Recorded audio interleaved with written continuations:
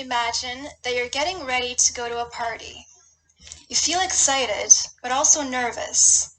And you've got this feeling in your stomach, almost like another heartbeat. There's something holding you back from getting too happy. No, you mustn't get too happy. Better to be cautious. Otherwise, something bad might happen. You start wondering, who should I talk to when I get there? What if no one wants to talk to me? What if they'll think I'm weird? When you arrive at the party, someone comes up to you and starts talking with you. And as this is happening, your mind starts racing. Your heart begins pounding. You start sweating, and it feels almost like you're dissociating from yourself, like it's an out-of-body experience, and you're just watching yourself talk. Keep it together, you say to yourself, but you can't, and it's just getting worse. After a few minutes of conversation, the person you've been speaking to leaves, and you feel utterly defeated. This has been happening to you in social situations for a long time. Or imagine that every time you go out and you're in crowded places, you feel this panic starting to arise.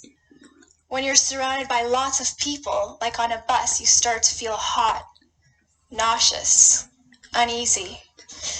And to prevent this from happening, you start avoiding a lot of places, which makes you feel lonely and isolated.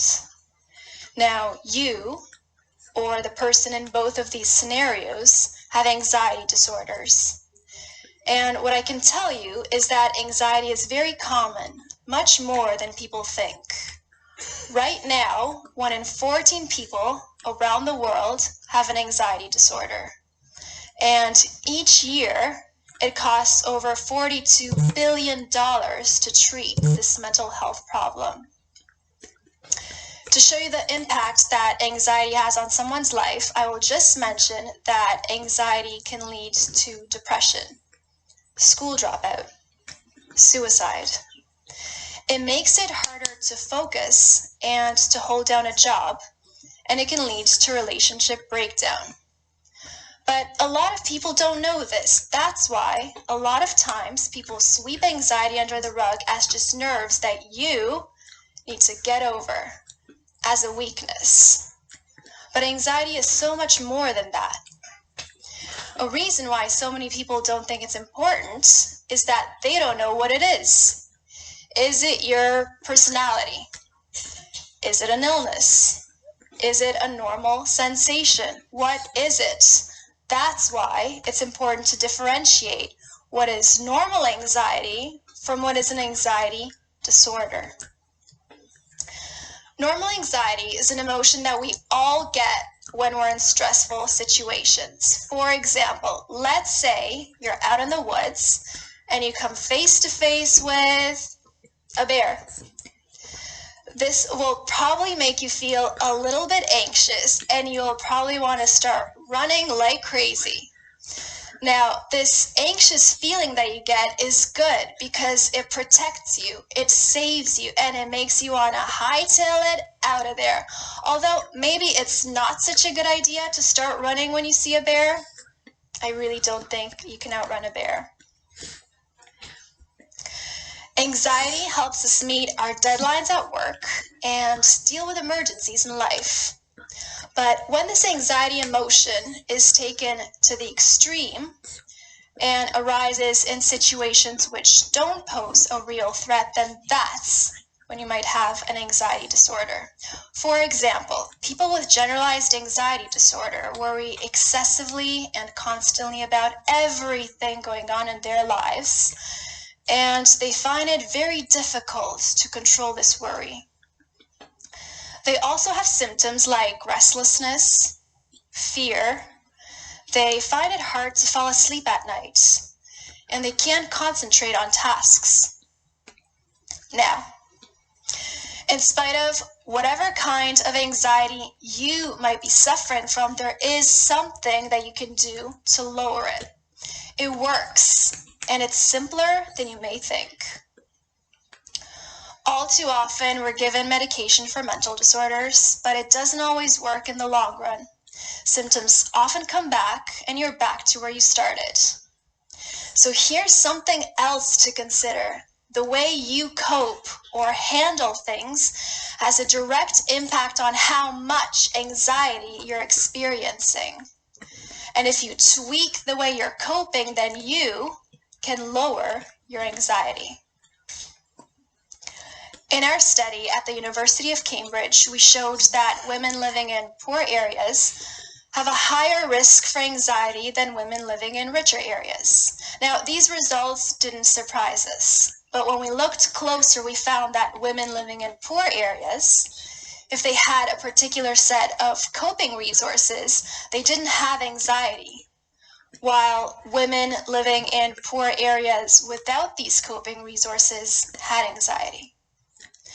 Other studies showed that people who had faced extreme circumstances, who had faced adversity, been through wars and natural disasters, if they had coping resources, they remained healthy and free of mental disorders, while others facing the same hardships, but without coping skills, went on a downward spiral and developed mental disorders.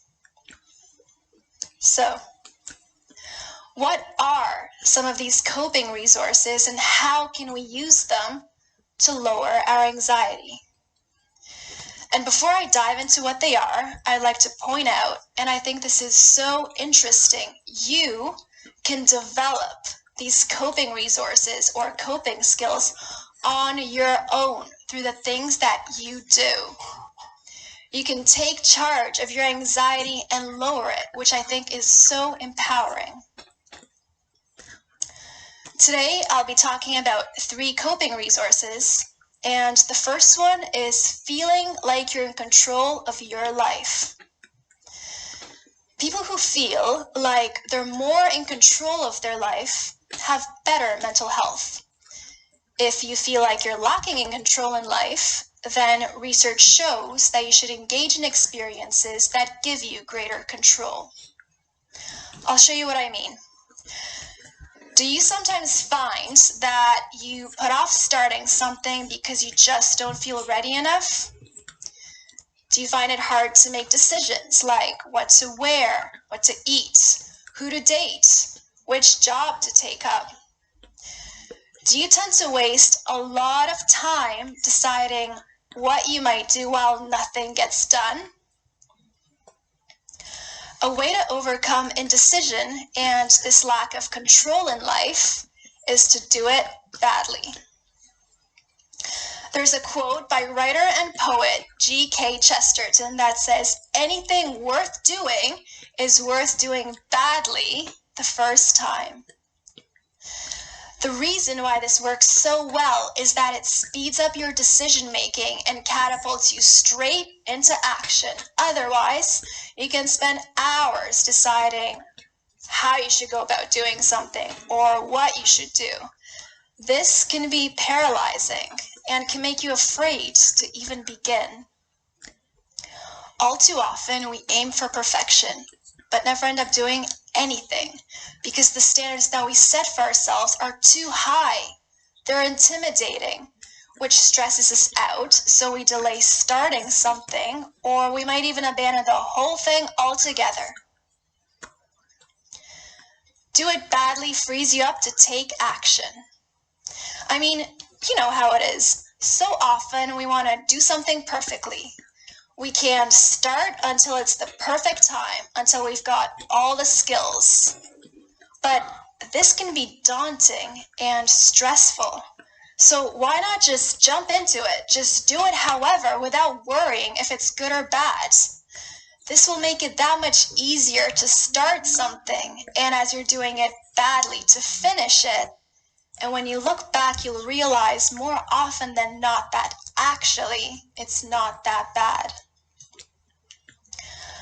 A close friend of mine who has anxiety started using this motto, and this is what she said. When I started using this motto, my life transformed. I found that I could complete tasks in much shorter time periods than before.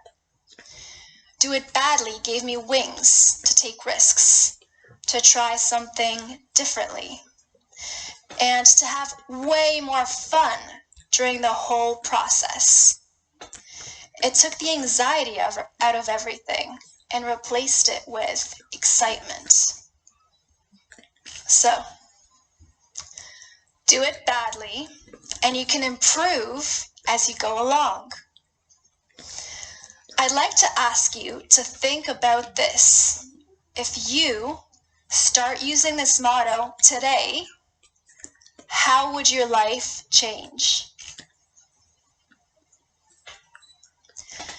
The second coping strategy is to forgive yourself, and this is very powerful if you use it. People with anxiety think a lot about what they're doing wrong, their worries, and how bad they're feeling. Imagine if you had a friend who constantly pointed out everything that you're doing wrong and everything that was wrong with your life. You would probably want to get rid of this person right away, wouldn't you? Well, people with anxiety do this to themselves all day long. They're not kind to themselves. So maybe it's time to start being kinder with ourselves. Time to start supporting ourselves. And a way to do this is to forgive yourself for any mistakes you think you might have made just a few moments ago, to mistakes made in the past. If you had a panic attack and are embarrassed about it, forgive yourself. If you wanted to talk to someone but couldn't muster up the courage to do so, don't worry about it. Let it go. Forgive yourself for anything and everything, and this will give you greater compassion towards yourself. You can't begin to heal until you do this. And last, but not least, having a purpose and meaning in life is a very important coping mechanism. Whatever we do in life, whatever work we produce, however much money we make, we cannot be fully happy until we know that someone else needs us, that someone else depends on our accomplishments or on the love that we have to share. It's not that we need other people's good words to keep going in life, but if we don't do something with someone else in mind, then we're at much higher risk for poor mental health. The famous neurologist, Dr. Viktor Frankl, said, "For people who think there's nothing to live for and nothing more to expect from life, the question is getting these people to realize that life is still expecting something from them." Doing something with someone else in mind can carry you through the toughest times. You'll know the why for your existence and will be able to bear almost any how. Almost any how. So, the question is, do you do at least one thing with someone else in mind?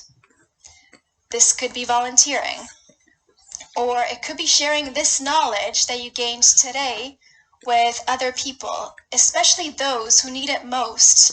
And these are often the people who don't have money for therapy, and they're usually the ones with the highest rates of anxiety disorders.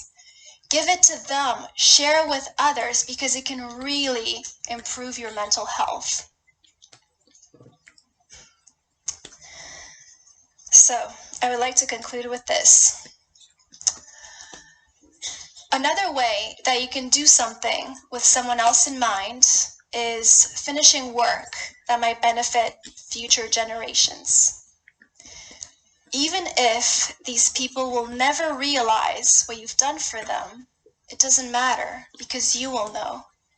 And this will make you realize the uniqueness and importance of your life. Thank you.